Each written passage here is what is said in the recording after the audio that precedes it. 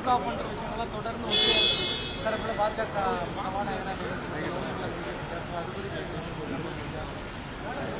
இன்னைக்கு எல்லா எதிர்க்கட்சிகளின் சார்பாகவும் எல்லா எதிர்க்கட்சிகளும்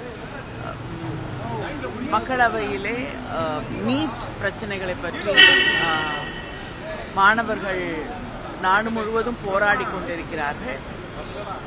அது மட்டும் இல்லாமல் தமிழ்நாடு அரசு இன்று சட்டமன்றத்திலே நம்முடைய முதலமைச்சர் அவர்கள் அனைத்து கட்சிகளையும் இணைத்து ஒரு தீர்மானத்தை நிறைவேற்றி நீட்டிலிருந்து தமிழ்நாடு விடுவிக்கப்பட வேண்டும், நீட்டை நாடு முழுவதுமே இல்லாமல் செய்ய வேண்டும் என்ற அந்த கோரிக்கையை வைத்து ஒரு தீர்மானத்தை நிறைவேற்றி இருக்கிறார்கள். இது இரண்டாவது தீர்மானம்.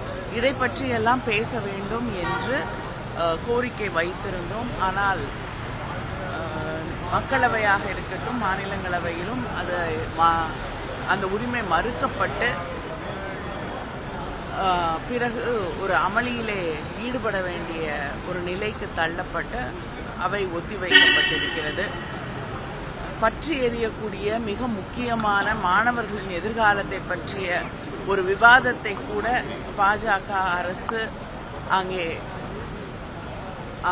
அதை பற்றி பேசுவதற்கான வாய்ப்பை வழங்கவில்லை. அது மட்டும் இல்லாமல் பொதுவாக எதிர்க்கட்சி தலைவர் எழுந்தால் பேசுவதற்கு அனுமதிக்கப்படுவார்கள். ஆனால் இன்று திரு ராகுல் காந்தி அவர்கள் எழுந்து பேச முயற்சித்த பொழுது அதற்கு கூட அனுமதி அளிக்கவில்லை என்பதுதான் இதுவரை நாடாளுமன்ற மரபிலேயே இல்லாத ஒன்று இன்று நடந்திருக்கிறது.